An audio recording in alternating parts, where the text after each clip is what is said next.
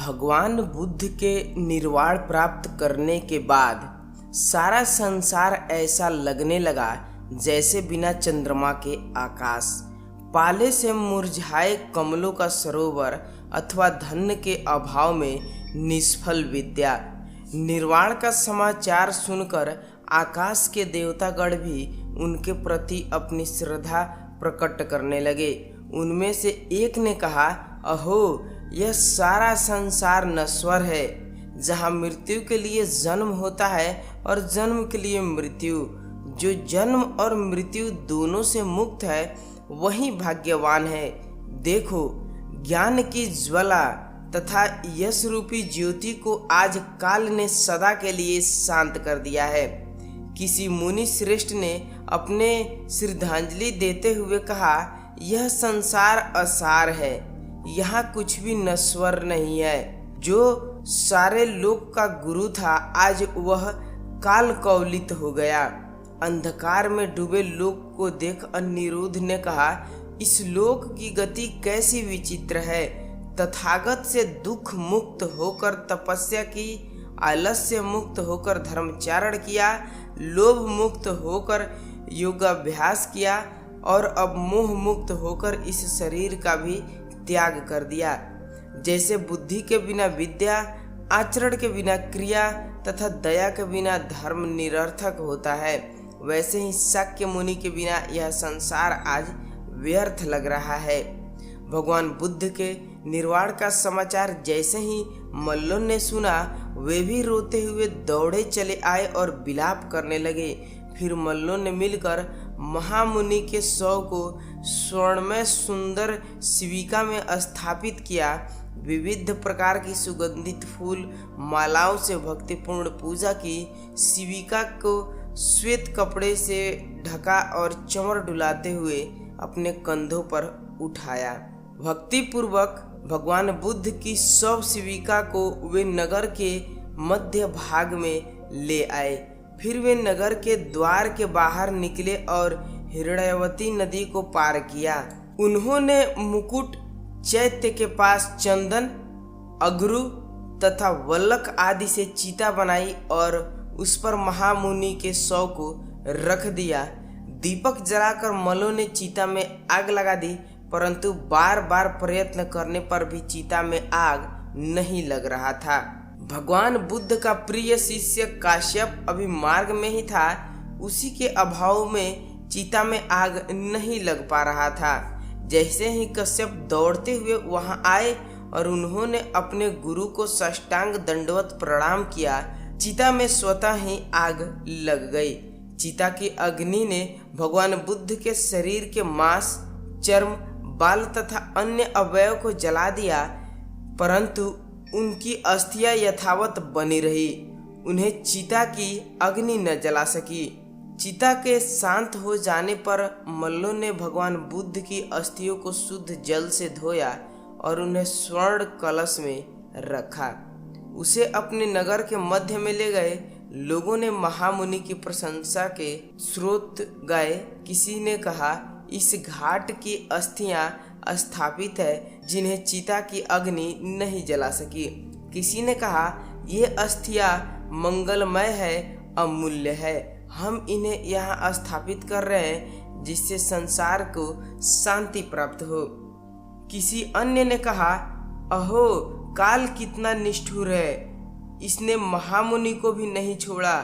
बाद में मल्लों ने अस्थि कलश के लिए अत्यंत सुंदर पूजा भवन का निर्माण करवाया और उसमें अस्थि कलश स्थापित किया। कुछ समय तक मल्लों ने भगवान बुद्ध के अस्थि कलश की विविध पूजा की, अर्चना की, परंतु धीरे धीरे पड़ोसी राज्य से दूत आने लगे और भगवान बुद्ध की अस्थियों को मांग करने लगे। एक दिन 7 पड़ोसी राज्यों से दूत आए और उन्होंने अस्थियां मांगी, परंतु भगवान बुद्ध की अस्थियों के लिए मन में अत्यंत श्रद्धा होने तथा अपने बल पर अभिमान होने के कारण मल्लों ने भगवान बुद्ध की अस्थियां देने से मना कर दिया और वे लड़ने की तैयारी करने लगे। दूत लौट गए और उन्होंने सारी बातें अपने अपने राजाओं से कही। दूतों की बात सुनकर पड़ोसी राजा भी क्रोधित हुए। उन्हें मिलकर युद्ध करने का निर्णय किया। वे अपनी अपनी सेना लेकर युद्ध के लिए निकल पड़े। पड़ोसी राज्य की सेनाओं ने कुशीनगर को चारों ओर से घेर लिया और वे मल्लों को ललकारने लगे। पूर्ववासी मल्ल की संगठित होने लगे। उन्होंने विविध प्रकार के अस्त्र शस्त्र धारण किए। वीरों की पत्नियों ने सैनिकों को तिलक लगाए और रणगीत गाए। सभी सैनिक सिंहों की तरह गरजने लगे और शंख बजाने लगे। इस प्रकार युद्ध के लिए तैयार दोनों पक्ष को देख करुणा और दया से भरकर द्रोण नाम के एक ब्राह्मण ने 7 पड़ोसी राजाओं के पास जाकर निवेदन किया, राजन, बाहर के शत्रुओं को शस्त्रों से जीतना सरल है, परंतु परकोटे में बैठे शत्रु को जीतना सरल नहीं है। यदि नगर को घेरकर अंदर के शत्रुओं को जीत भी लिया तो वह भी धर्म युद्ध नहीं होगा। इसे निरपराध नगरवासियों की हत्या कहा जाएगा। इसीलिए थोड़ा सोचिए और शांति का उपाय कीजिए। शस्त्र से जीते गए मनुष्यों का मन फिर से कुपित हो सकता है, परंतु शांति के उपायों से जीते गए मनुष्यों का मन सदा के लिए शांत हो जाता है। आप लोग जिस शाक्य मुनि का सम्मान करना चाहते हैं, उसी की आज्ञा से उसी के उपदेशों के अनुसार शांति का उपाय कीजिए। द्रोण की बातें सुनकर 7 राजाओं का क्रोध कुछ शांत हुआ। उन्होंने उसे कहा, हे ब्राह्मण, आप सत्य कहते हैं। हम लोगों की धर्म में, प्रेम में पूरी आस्था है, परंतु हमें अपने बल पर भी पूरा विश्वास है। हमने शाक्य मुनि के अतिशय भक्ति के कारण ही शस्त्र ग्रहण किया है। हम तो शाक्य मुनि की पूजा के लिए ही लड़ रहे हैं। यदि यह कार्य बिना युद्ध का हो जाए तो हमें कोई विरोध नहीं है। आप हमारे दूत बनकर जाइए और मल्लों को समझाइए।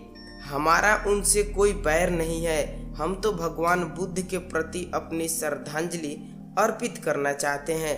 इस प्रकार पड़ोसी राजाओं से बात करके ब्राह्मण द्रोण कुशीनगर आए और उन्होंने मल्लों से समझाया, हे मल्लो, नगर के बाहर जो 7 राजा अपनी सेनाओं के साथ खड़े हैं, उनके पास अमोघ आयुध है और उनका बल अजेय है, परंतु वे शाक्य मुनि के धर्म के कारण ही डरे हुए हैं। वे यहाँ राज्य प्रति के लोभ से नहीं आए हैं और ना ही अहंकार वश आए हैं। भगवान बुद्ध जैसे आपके गुरु हैं, वैसे ही हमारे गुरु हैं और वैसे ही इन राजाओं के भी गुरु है। इसीलिए ये राजा भी शाक्य मुनि की अस्थियों की पूजा के लिए आए हैं। शाक्य मुनि का उपदेश की धन की कृपणता उतना बड़ा पाप नहीं है जितना बड़ा धर्म की कृपणता है। राजाओं का संदेश है कि यदि आप भगवान बुद्ध की अस्थियां नहीं देना चाहते हैं तो नगर के द्वार के बाहर आइए और वीर अतिथियों का स्वागत कीजिए। द्रोण ने आगे कहा, इन राजाओं का संदेश है जो सद्भावना और साहस से भरा है। मैंने इनकी बातों पर धैर्यपूर्वक विचार किया है, अतः मेरी भी बात सुनिए। कलह से न किसी को सुख मिलता है और न ही धर्म होता है। शाक्य मुनि ने सदा क्षमा का उपदेश किया। जिस महामुनि ने क्षमा से स्वयं शांति प्राप्त की और हजारों लोगों की शांति प्रदान दी, उस दयालु के निमित्त व्यर्थ रक्तपात उचित नहीं है। इसीलिए आप लोग इन राजाओं को अस्थियां प्रदान कीजिए। यही आपका धर्म है और इससे आपको यश मिलेगा। ये सभी राजा आपके मित्र हो जाएंगे और सारी जनता को शांति भी मिलेगी। द्रोण की बातें सुनकर मल्लों का क्रोध शांत हो गया।